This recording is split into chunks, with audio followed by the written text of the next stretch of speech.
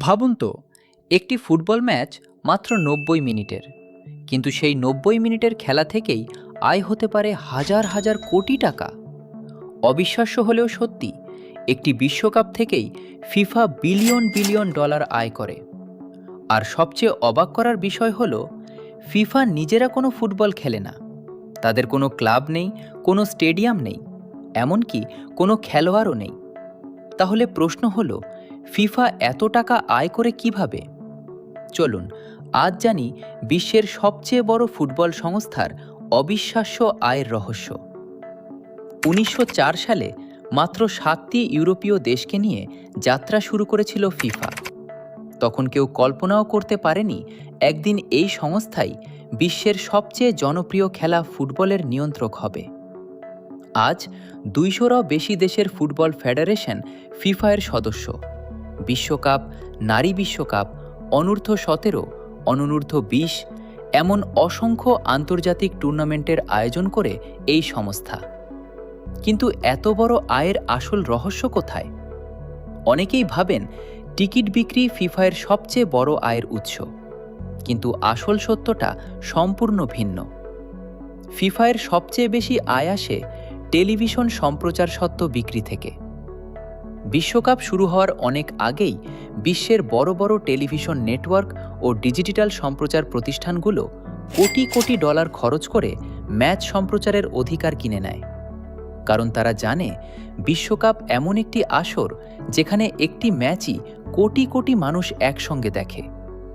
Final ম্যাচের দর্শক সংখ্যা তো অনেক দেশের মোট জনসংখ্যার চেয়েও বেশি। যত বেশি দর্শক, তত বেশি বিজ্ঞাপন আর তত বেশি অর্থ। এই কারণেই সম্প্রচার সত্ত্ব ফিফা এর সবচেয়ে বড় আয়ের উৎস। কিন্তু গল্প এখানেই শেষ নয়।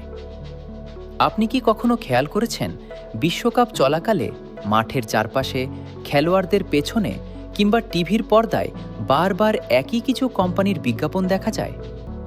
এর কারণ হলো বিশ্বের সবচেয়ে বড় বড় কোম্পানিগুলো ফিফা এর অফিসিয়াল স্পন্সর হতে চায়। Adidas, Coca-Cola, visa, Hyundai, Qatar Airways এমন আরও অনেক আন্তর্জাতিক প্রতিষ্ঠান শুধু নিজেদের নাম বিশ্বকাপের সঙ্গে যুক্ত করার জন্য শত শত মিলিয়ন ডলার ব্যয় করে। কারণ তারা জানে এক মাসের বিশ্বকাপ চলাকালে তাদের ব্র্যান্ড পৃথিবীর প্রায় প্রতিটি দেশে পৌঁছে যাবে। ভাবুন তো, একটি বিজ্ঞাপন যদি একই সময়ে শত শত কোটি মানুষের সামনে পৌঁছে যায়, তাহলে সেই বিজ্ঞাপনের মূল্য কত হতে পারে? এবার আসি টিকিট বিক্রির কথায়। বিশ্বকাপের টিকিট পাওয়া মানেই যেন লটারিতে জেতার মতো।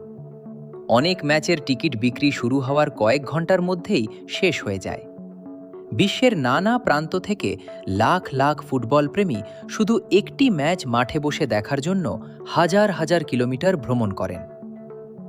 এই টিকিট বিক্রি থেকেও ফিফা বিপুল অর্থ আয় করে। তবে এখানেও শেষ নয়।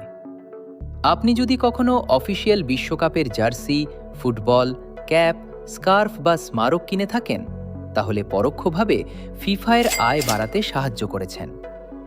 কারণ ফিফা তাদের লোগো, বিশ্বকাপের নাম এবং অফিসিয়াল ডিজাইন ব্যবহারের লাইসেন্স দিয়ে কোটি কোটি ডলার আয় করে। এমনকি দীর্ঘদিন ধরে জনপ্রিয় ফুটবল ভিডিও গেমেও ফিফা এর ব্র্যান্ড ব্যবহারের জন্য বড় অঙ্কের অর্থ দেওয়া হতো। এখন হয়তো আপনার মনে প্রশ্ন আসতে পারে, এত টাকা ফিফা কি করে? অনেকে মনে করেন এই সব অর্থ শুধু সংস্থার কাছেই থেকে যায়। কিন্তু বাস্তবে বিষয়টি কিছুটা ভিন্ন। ফিফা বিশ্বের বিভিন্ন দেশে ফুটবলের উন্নয়নের জন্য অর্থ সহায়তা দেয়।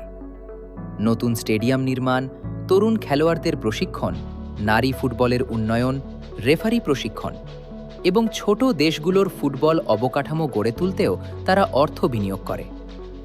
এছাড়া বিশ্বকাপে অংশগ্রহণকারী দলগুলোর জন্য পুরস্কার অর্থ ফিফা প্রদান করে। তবুও বিশ্বকাপ শেষ হওয়ার পরও ফিফার হাতে বিপুল পরিমাণ অর্থ থেকে যায়। কারণ তাদের আয়ের পরিমাণ ব্যয়ের তুলনায় অনেক বেশি। একটি মজার তথ্য জানেন? বিশ্বকাপ আয়োজন করে আয়োজক দেশ যতটা লাভের আশা করে, অনেক সময় তার চেয়েও বেশি লাভ করে ফিফা। কারণ টেলিভিশন সম্প্রচার, স্পন্সরশিপ এবং বাণিজ্যিক অধিকারের বড় অংশের আয় সরাসরি ফিফার কাছে যায়। এ কারণেই অনেক অর্থনীতিবিদ বলেন, ফিফা শুধু একটি ফুটবল সংস্থা নয়, এটি বিশ্বের অন্যতম শক্তিশালী ক্রীড়া ব্যবসায়িক প্রতিষ্ঠান। তাই পরের বার যখন আপনি বিশ্বকাপের কোনো ম্যাচ দেখবেন, মনে রাখবেন, মাঠে শুধু ২২ জন খেলোয়াড়ই খেলছেন না, পর্দার আড়ালে চলছে বিলিয়ন ডলারের এক বিশাল ব্যবসা। আর সেই ব্যবসার কেন্দ্রবিন্দুতে রয়েছে ফিফা। আপনার কি মনে হয়, বিশ্বকাপ আয়োজন করে সবচেয়ে বেশি লাভ কার হয়, ফিফা নাকি আয়োজক দেশ? কমেন্টে আপনার মতামত জানান। ভিডিওটি ভালো লাগলে একটি লাইক দিন। আর এমন আরও চমকপ্রদ ডকুমেন্টারি দেখতে এখনই আমাদের চ্যানেলটি সাবস্ক্রাইব করুন।